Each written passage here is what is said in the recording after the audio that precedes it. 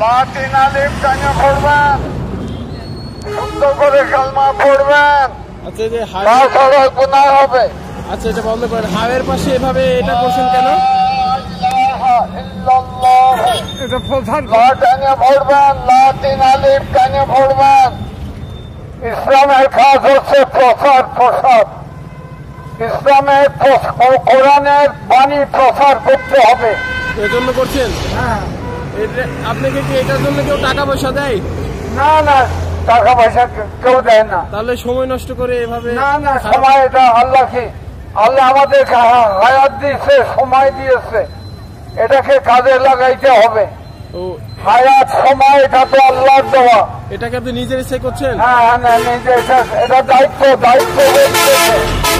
আপনার পরিবার থেকে বারণ করেন এটা? আল্লাহ আমাদেরকে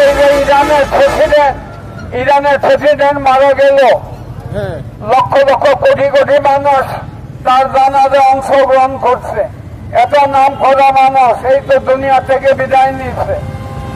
এখন আমাদেরকে আল্লাহ হায়াত দিয়েছে, যতদিন আমাদের জীবন থাকে, হায়াত থাকে, এতে দিনের প্রচার করতে হবে, কোরআনের প্রচার করতে হবে।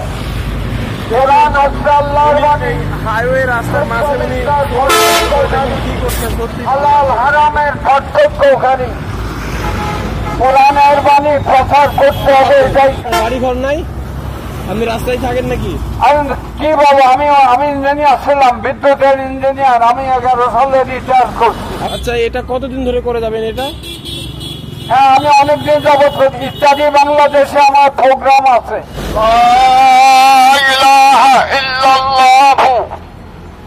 লাতিন আলিফ টানে পড়বেন, শুদ্ধ করে কালমা পড়বেন, তাছাড়া গুনাহ হবে।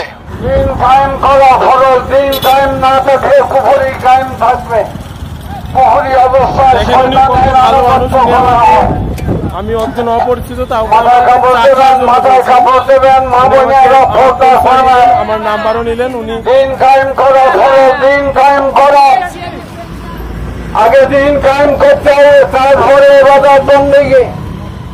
দিন কায়েম না থাকলে কুফরি কায়েম থাকবে। কুফরি অবস্থায় শয়তানের আনুগত্য করা হয়। বিশ্বাস করেন, আমি এরকম সময় নষ্ট করে তিনি এভাবে এগুলো নিয়ে আসছেন। দেখেন, উনি আমাকে চা খাওয়ার জন্য আর কি টি স্টলে নিয়ে আসেন। আমি বুঝতে পারছি না, আমাকে চেনেন না, আমি একজন সাধারণ মানুষ, তারপরেও আমার সাথে পরিচিত হইতে চাচ্ছেন তিনি। এটা আর কি লেখছে সততায় মহৎ গুণ। এটা ইত্যাদি টিভি থেকেও তাকে পুরস্কৃত করা হয়েছে এটার জন্য, না? আপনার ইত্যাদি টিভি আপনার সাক্ষাৎকার নিছেন তো, না? হ্যাঁ। দেখুন, উনি কত ভালো মানুষ। আমি একজন অপরিচিত, তাও আমার সাথে পরিচিত হচ্ছেন, আমাকে আবারও তার সাথে দেখা করতে বলছেন এবং আমাকে নিয়ে যে একটি টি স্টলে এসে আমাকে এক কাপ চাও খাওয়ালেন। হয়তো এটা আর ক টাকা দাম হবে, কিন্তু তার মন মানসিকতা দেখুন। তুমি ইন্টারমিডিয়েটে পড়ো? হ্যাঁ, ইন্টারমিডিয়েট পড়বা, বিএ পাস করবা, মাস্টার্স পাস করবা। হ্যাঁ, পরে কি করবো? চাকরি বাকরি হবে না তো? চাকরি করতে গেলে কারণ আমাদের jute mill, paper mill, sugar mill সব বন্ধ। ভারত ফারাক্কা বাদ দিয়ে, তিস্তা নদীর পানির হিস্সা না দিয়ে বাংলাদেশকে মরুভূমি বানিয়েছে। আমাদের ছেলে মেয়েরা বছরে প্রায় 30 লক্ষ পাস করে গ্রাজুয়েশন আর মাস্টার ডিগ্রি নেয়। এতে 30,000-এরও চাকরি নেই, কর্মসংস্থান নেই। ইন্টারনেটে একটা সংবাদ দেখলাম, এটা তুমিও দেখতে পাবা। বাংলাদেশের 68,000 নারীকে ভারতের পতিতালয়ে বিক্রি করে দেওয়া হয়েছে। এটা কি বলেন? পতিতালয় মানে যৌনপল্লী, যেটাকে বেশ্যালয় বলে।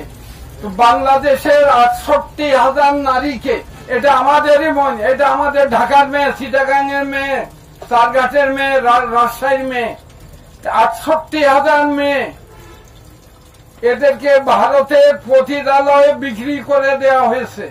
সরকার কোনো কথা বলছে না। তার মানে সরকারের মদতেই এই কাজ সম্পন্ন হয়েছে। প্রতি বছর 30 লক্ষ ছেলে মেয়ে উচ্চ শিক্ষা নেয়, গ্রাজুয়েশন এবং মাস্টার ডিগ্রি নেয়, 30,000-এরও কর্মসংস্থান নেই।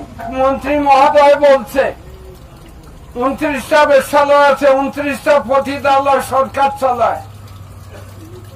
তো বলছে এই পতিতালয়ের মেয়েদের বিউটি পার্লারের মাধ্যমে রূপচর্চা করা হবে। সেই উচ্চশিক্ষিত যুবকেরা সেই পতিতালয়ে গিয়ে যৌন কর্ম সম্পন্ন করবে, জেনা ব্যভিচার করবে, সেখানে যা বীর্য বাহির করবে, পানি বের করবে। আমাদের ছেলেরা তো এইভাবে যৌন কর্ম, কারণ এদের চাকরির বয়সও শেষ, বিয়ের বয়সও শেষ, চাকরিও নেই, বিবাহ নেই। তাহলে যুবক ছেলেরা পতিতালয়ে গিয়ে যৌন কর্ম সম্পন্ন করবে। তাহলে মেয়েগুলো কোথায় যাবে? মেয়েদেরও তো যৌন কর্মের দরকার। আমাদের মেয়েরা কোথায় যাবে? মেয়েদের আর বিয়ে হচ্ছে না। এজন্য প্রথম চালানে 68,000 মেয়ে, ভালো করে বুঝেন, 68,000 মেয়েকে ভারতের পতিতালয়ে বিক্রি করে দেওয়া হয়েছে। সরকার কোনো কথা বলছে না। তার মানে সরকারের মদদে এই অপকর্ম, এই অবৈধ কাজ, এই হারাম কাজ সম্পন্ন করা হয়েছে। 29টা পতিতালয় আছে। যশোর ডিস্ট্রিক্ট শহরে প্রায় 6টি, রাজবাড়ী জেলার দৌলতদিয়া ঘাটে পারিবারিক পতিতালয়। এটা পারিবারিক, দাদি নানি মা চাচি খালা ফুপু থেকে শুরু করে নাতিন পর্যন্ত সব বয়সী মহিলা মেয়ে সেখানে অ্যাভেলেবল। ডিসি এসপি পুলিশ পাহারা দেয়। এই পতিতালয়ের হারাম টাকা দিয়ে দেশ চলছে, সব টাকা হারাম। তারপরে মোংলা পথে আছে পতিতালয়, ঢাকার সাভারে আছে, পুরান ঢাকার নবাবপুর রোডের মাথায় অনেকগুলো পতিতালয় আছে, যেগুলো ডিসি এসপি পুলিশ পাহারা দেয়। এই পতিতালয়ের হারাম ইনকাম দিয়ে দেশ চলছে। তাহলে আমাদের ভবিষ্যৎ অন্ধকার। ভারত বাদ দিয়ে বাংলাদেশকে মরুভূমি বানিয়েছে। আমাদের কৃষকেরা পাটের আবাদ করে না, পাট উৎপাদন বন্ধ, পাট রপ্তানি বন্ধ। 20 টাকায় পেঁয়াজের কেজি হয় 200 টাকা। এটা ভারতের চালাকি, ভারতের ষড়যন্ত্র। আমরা ভারতের ষড়যন্ত্রের শিকার। দেশে পানি নাই, আমাদের কৃষকেরা পাটের আবাদ করে না, পাট পচানোর পানি নেই। তিস্তা নদীর পানির হিস্সা দেওয়া হয় না। চীন তিস্তা নদী খনন করতে চায়, ভারত খনন করতে দিচ্ছে না। আমাদের ভবিষ্যৎ অন্ধকার। আমাদের ছেলে মেয়েদেরকে আমরা কি করব? কিভাবে কর্মসংস্থান দেব? এদের চাকরিও নেই, বিবাহ নেই। উনি যে কথাগুলো বললেন, আমার তো মনে হয় না যে এক চুল কথাও তিনি ভুল বলেছেন, তিনি মিথ্যা বলেছেন। আপনাদের কি মনে হয় সেটি অবশ্যই কিন্তু কমেন্ট করে জানাবেন।